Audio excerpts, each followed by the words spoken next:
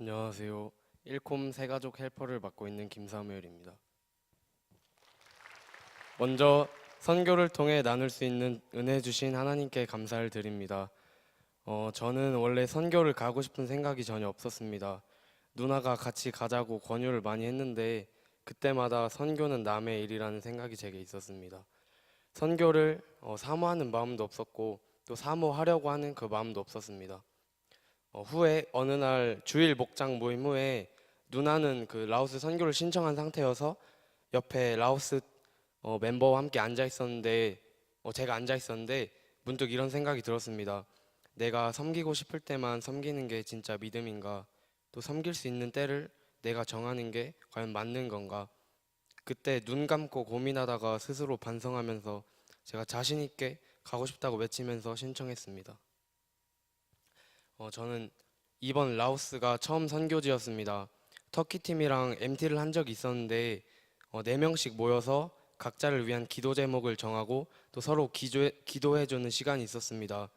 그때 형 누나들이 선교를 위해서 너는 기도하라고 이렇게 알려주셨습니다. 선교에서 주신 은혜가 엄청 큰데 너는 처음이니까 더 큰 은혜를 받을 거야 이렇게 얘기해 주셨습니다.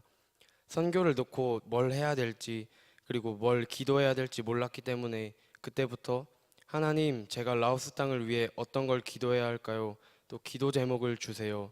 이렇게 기도를 했고 사모하는 마음이 조금씩 생겼던 것 같습니다. 그러나 그 준비 과정이 온전히 하나님을 기쁘시게 했던 것만은 아닙니다. 그냥 몸만 갔다가 대충 오자라는 생각도 그렇게 해본 적도 있습니다. 하지만 그럴 때마다 하나님이 목사님을 통해서 또 말씀을 통해서 또 제게 오는 연락들을 통해서 올바른 길로 잡아주셨습니다. 그래서 마지막에 갈 때만큼은 섬기고자 하는 그 마음으로 한국을 떠날 수 있었습니다. 그렇게 라오스 땅에 도착하고 가장 제 마음에 감동이 된 것은 주일날 현지 교회에서 드린 예배였습니다. 전체 중 기독교 인구가 1%뿐 되지 않는 그 라오스 땅에서 좋은 환경이 아님에도 불구하고 열심으로 찬양하는 모습을 보았습니다. 화려한 음악과 뜻없는 열정이 아닌 마음의 중심으로 드리는 예배가 무엇인지 눈으로 보게 되었고 두 눈으로 보게 되었고 지난 나의 예배를 회개하고 변화되기를 구하는 시간이 됨에 큰 감사를 느꼈습니다.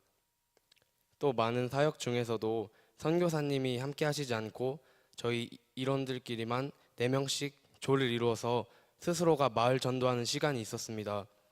직접 만든 가이드북과 전도 물품을 챙기고 라오스어로 전도를 했습니다. 라오스어를 발음이 들리는 대로 한국어로 적은 거를 읽어주면서 전도를 했기 때문에 정확한 발음으로 의사 전달하는 데는 어려움이 있었습니다. 하지만 이 때문에 더 기도하려는 마음이 생겼습니다. 저 어린이들 사진 좀 띄워주시겠어요? 네. 네, 이렇게 마을 학교 또 그리고 모든 가정에 직접 찾아가서 전도 물품을 통해서 전도했습니다. 이들을 보면서 또 전하는 모든 사람들을 보면서 기도했습니다. 하나님, 전하긴 하지만 알아듣는지 모르겠고 정말 당신을 이해하는지 모르겠습니다. 하나님의 방법으로 저희가 만난 그리고 만날 한 사람 한 사람 모든 사람을 구원해 주세요. 그 땅에서 그렇게 어렵게 살아가다가 예수님을 모르고 죽어서 지옥 간다는 걸 생각하니까 그런 기도가 나올 수밖에 없었던 것 같습니다. 한 번은 선교사님과 함께 식사를 하면서 궁금한 게 생겨서 질문을 드렸습니다. 선교사님, 왜 선교사가 되기로 결심하셨나요? 우리 때는 답변이 우리 때는 그냥 예수님 믿는다 하면 선교하기로 헌신하고 작정하고 그랬습니다. 그래서 제가 한 번 더 여쭤봤습니다. 그럼 왜 라오스 땅을 택하셔서 오셨나요? 그의 답변이 복음이 없고 전하기에 어려운 나라이기 때문이라는 그런 것이었습니다. 저는 저의 물질과 시간을 아까워하면서 하고 싶은 일만 하면서 살기를 원하는데 그 모습과 다르게 자신의 삶을 온전히 하나님께 드리며 힘든 지역을 찾아가시는 그런 선교사님의 모습을 보면서 제가 너무 이기적인 것 같다는 생각을 했습니다. 또 지금까지 했던 사역들과 만났던 영혼들을 떠올리니 나도 선교에 헌신하는 삶을 살아야겠다 이런 생각과 마음가짐을 갖게 되었습니다. 저는 이번 선교를 통해서 느낀 게 너무나도 많습니다. 전 이제 대학생이 되는데 간호학과에 갑니다. 원서 쓰기 일주일 전에 내가 나중에 선교에서 하나님을 섬길 수 있는 게 뭐가 있을까 하면서 그냥 구체적인 계획이 없이 원서를 냈었는데 선교를 다녀와 보니까 간호학과이기 때문에 간호 선교는 당연한 것이고 또 선교사님께서 라오스가 교육적으로 매우 부족함이 크다고 말씀해 주셨기 때문에 교직 이수를 통해서 교육에 대한 전문성을 길러서 교육 선교도 할 수 있겠다는 생각이 들었기 때문에 좀 잘 갔구나라는 좀 생각이 들었습니다. 그리고 그 다음 학교 사진 띄워주세요.